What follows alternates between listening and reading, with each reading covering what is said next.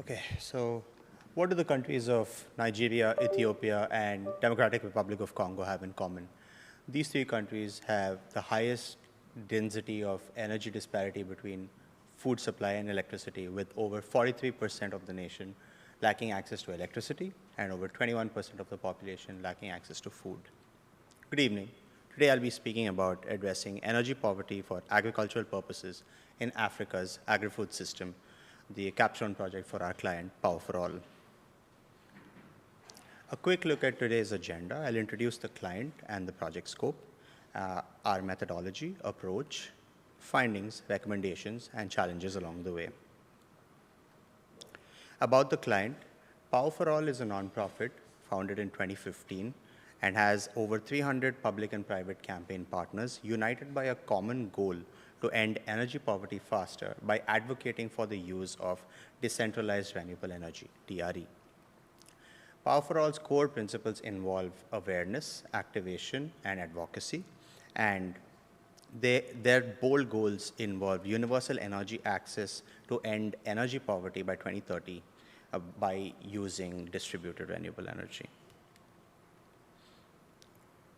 At a high level, this team was tasked with analyzing and understanding existing systems in place from a technology, agri-food, and a policy standpoint in sub-Saharan Africa, identifying opportunities for technology application to Nigeria, Ethiopia, and DRC, and recommend outcomes within the analyzed universes to overcome critical barriers to adoption. The countries in question were selected as a result of the fact that nearly 70% of sub-Saharan Africa's population lacks access to electricity, and Kenya, as a result of high electrification, acts as a benchmark country, and the other three countries, Nigeria, Ethiopia, and DRC, as a result of medium to low electrification, result as our countries of analysis. Of particular interest to Power for All was DRC, as in addition to low electrification rates, they are challenged with complex government and regulatory barriers. The next portion of the presentation will focus on the analytical portion of the exercise. Before we understand and recommend technological solutions, we need to understand the existing systems in place, starting with the agricultural value chain. The agricultural value chain, or the ABC, is the cycle from which agricultural products are brought from a producer's farm to a consumer's table, and at a high level can be classified into four main stages: production, aggregation, processing, and distribution, each with its own set of activities. For example, Ethiopia's major cash crop is coffee, and the upstream portion of the value chain would involve irrigation, plowing, and harvesting the beans, whereas the downstream portion of the cycle would involve harvesting, grading, distribution, and packaging. Now, a key insight that should jump out from this slide is that the energy use in an agricultural value chain is entirely dependent on the capital used to employ it. And here we can see that nearly 3/4 of the energy is towards the downstream portion of the cycle, which is outside the control of the farmer. Now, to understand what distributed renewable energy is, I've said DRE a few times. Let's talk about what it is. So Power for All advocates for DRE, and DRE, or distributed renewable energy, is defined as renewable energy assets that can be deployed near the point of use. That means they can be deployed independently of the standard electrical grid. DRE can take many forms. They could be solar, they could be hydro, they could be biofuels, depending on the use case in question.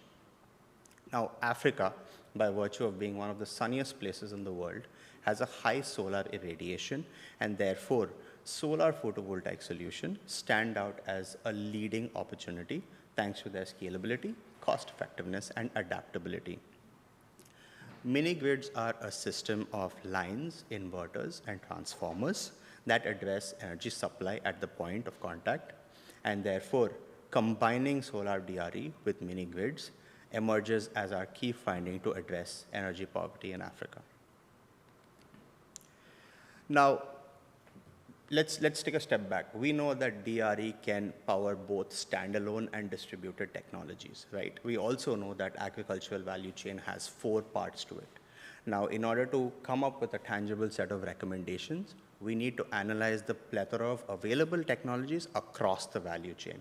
And on screen, what you'll see is a comprehensive solution set in the form of a matrix across the agricultural value chain. For example, solar water pumps and solar tractors offer sustainable solutions towards the upstream portion of the value chain. The downstream portion of the value chain, which is processing and distribution, the more energy-intensive part of the value chain, can be addressed using solar mills. Solar mills can be used to optimize the highly energy-intensive process of dehusking, cleaning, washing, and drying the crop grains from the harvested crop. And solar cold chains or solar-powered cold storage technologies address the problem of post-harvest food waste. In Africa, over 30% of harvested crops are lost as a result of inadequate cold storage facilities. And a 2-ton solar cold chain only requires about 5 kilowatts in power and can store up to 400 kilograms of produce. In addition to analyzing the ag-specific technology, we also looked at the higher-level DRE technologies, such as battery storage and standalone solar PV, to address issues of feedback and energy supply to ensure that we have a comprehensive solution set. Now, moving on to the next portion, the template that you saw there is a broad level framework of all the technologies that can be applied to all parts of the value chain. What does this mean for the countries in question that we have analyzed? Let's take a look at that. For Nigeria, we understand that 24% of their GDP comes from agriculture, and the main crops grown are cassava, yam, maize, and sorghum, powered by natural gas. By overlaying the current and planned electrification grid infrastructure with agricultural hotspots, that is, the areas where the major cash crops are grown, we're able to clearly identify opportunities for DRE-based technologies on the map, the bubbles highlighted in yellow. To give you an example, the southwest region of Nigeria, where the bubbles are 1 and 2, you can clearly see it significantly lacks electrical infrastructure, where cassava and maize are grown, and this is a clear opportunity for us to install solar water pumps and solar grain mills. Similarly, in southeast Nigeria, where yam is grown, as well as central Nigeria, where sorghum is grown, there is an opportunity for DRE-based technology. Although there is a small smattering of mini-grid infrastructure, it's clearly a use case for the technology that we are proposing. Ethiopia presented a different set of challenges, primarily because it depends even more on agriculture. Nearly 2/5 of their GDP comes from agriculture, and they grow wheat, teff, and maize. Now, although Ethiopia uses hydropower, it is a drought-prone nation, and therefore it creates an opportunity for solar as a viable option. And as you can clearly see, towards the southwest region of Ethiopia, it significantly lacks electrical infrastructure, where DRE technology in terms of water pumps and mills can be installed. The Democratic Republic of Congo, although agriculture contributes only 20%, it is very similar in terms of Ethiopia, in terms of hydroelectric and being drought prone. Our findings were slightly different. Now, a fun fact is that although cassava does not contribute as much in terms of wheat, teff, and maize, 50% of the caloric intake of Congolese populace is cassava, which means that half of what everybody eats there is cassava, which means there is a clear need for increasing their production of cassava, and that is what we've identified in the northwest and the southeast regions across the Congo River Basin. Similarly, as a result of Congo needing to grow their GDP, we also recommend that they invest in solar-powered mills to speed up drying for groundnut, which is an important cash crop, and expanding the production of this. So again, now that we've analyzed each country, we've understood what recommendations each country needs to take, but we also understand that there are challenges that prevent us from adopting this right away. And here are the barriers to adoption and the recommended suggestions. The first challenge we have is the viability of DRE. Will this technology work? Will it not work? Funding remains an important aspect to consider here. Most DRE-based technologies are funded by government grants and development grants due to high upfront capital costs and high levelized cost of electricity. Therefore, there is a requirement to boost external funding. Lack of local capacity for installing and maintaining, that means boots on the ground maintenance and operation, as well as lack of transportation and logistics infrastructure, which means getting the equipment to the right place. And our recommendations to address all of these challenges involve conducting comprehensive feasibility studies to address the application of each technology to each site. So it just might be possible that at a particular site, the planned infrastructure is in fact more profitable than installing a DRE. So conducting these feasibility studies will give us insights such as these. Mechanisms to de-risk private investments would come in the form of power purchase agreements and foreign direct investments that create favorable return mechanisms for external funding. Mandated training and critical infrastructure would ensure business continuity and ensure that there is a continuous mechanism of improving infrastructure. So while we understand that there are challenges, are there learnings from any existing success stories that we can take? You might remember that I said Kenya is our benchmark country for high electrification rates. Kenya was able to successfully institute both local and global incentives from a policy and technology standpoint. From a local policy standpoint, instituting VAT and fiscal incentives, as well as instituting power purchase agreements and FDIs, prevent de-risking investments, which was identified as a challenge. And from a technological standpoint, partnering with existing cold storage to optimize the value chain, as well as building digitized financing and payment platforms offer greater degree of technological operability. And the success metrics are there for everyone to see, where 80% of the electricity used today is from renewable energy sources, and 60% of the population in Kenya uses solar as a primary means of consumption. So to sort of pack everything I've covered into one single slide, we realize that addressing energy poverty for agricultural purposes in Africa remains a critical endeavor.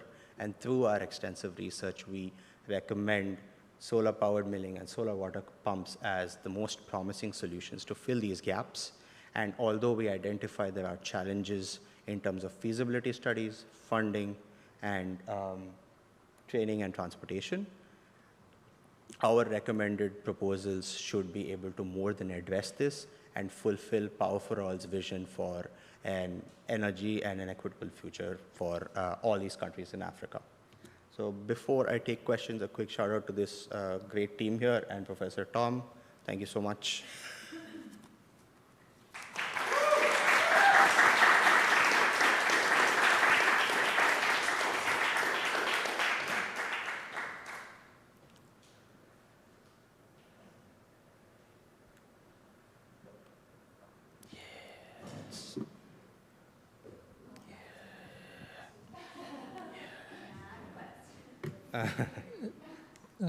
Thanks for the presentation. I had a question on the initial feasibility study. With the changing climate patterns, does it also account for the fact that crops, like the cropping pattern, might change, or do you think then this solution could be like could add to the resilience of the cropping pattern by adding agrivoltaics or solar pumps? What is your take on that? Yes. While we evaluated several technologies, I'll go back to the value chain slide. So we evaluated pumps, mills, cold chain, tractors, in addition to other technologies. So agrivoltaics is something that we did evaluate, but from a cost perspective, it turns out that water pumps and mills, just by virtue of the landscape as well as from an applicability perspective, would work out better. And I think it would make sense to do that. Yeah.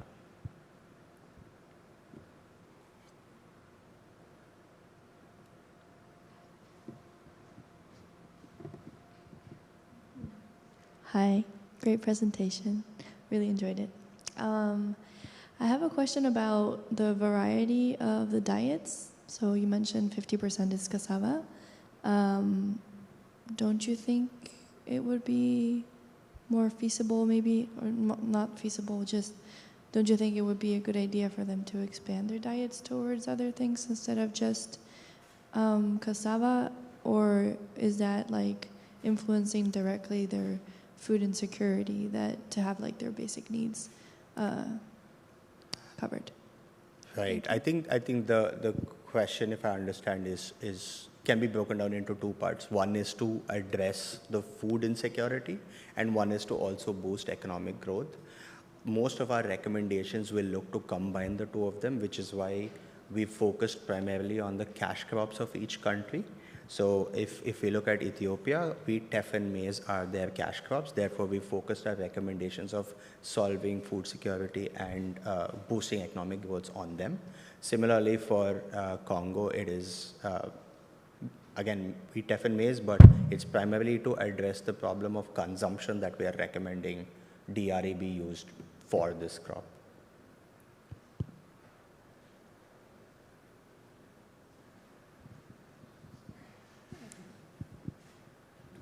So throughout sub-Saharan Africa, there are a lot of different groups that do solar mini grids. Yep. And even as more of the local utilities get money, they're also building solar if they're not corrupt and having to extract the resource they're currently extracting. Did you find a lot of competition with your client in the countries? From a competitive analysis standpoint, yes, we did find competition. I don't quite remember which ones they were off the top of my head, but if you recall, I did mention that Power for All has over 300 partners, public and private. So in essence, I think the fact that they already have a very strong market presence and relationships on the ground sort of help us build these recommendations and take them actually forward. Sorry, can I ask one more question? Thank you. That was a great answer. I can't remember if you covered this. Are they kind of still doing a pay-as-you-go model? I know a lot of the solar PV groups do that as well. I think the pay-as-you-go model was one of the things we found out from Kenya as a success story. As of today, I don't believe this exists in the countries in scope of our analysis, which is why it becomes like a very viable option to implement something like this, and definitely something worth doing, because I know for a fact that PayGo was the model used in Kenya, and it actually ended up being, it boosted their external funding by, I think, 5 to 6%. Thank you.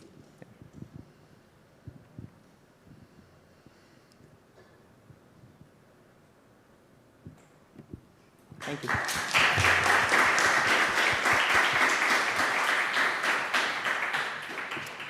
What great presentations, and that concludes the evening for us tonight.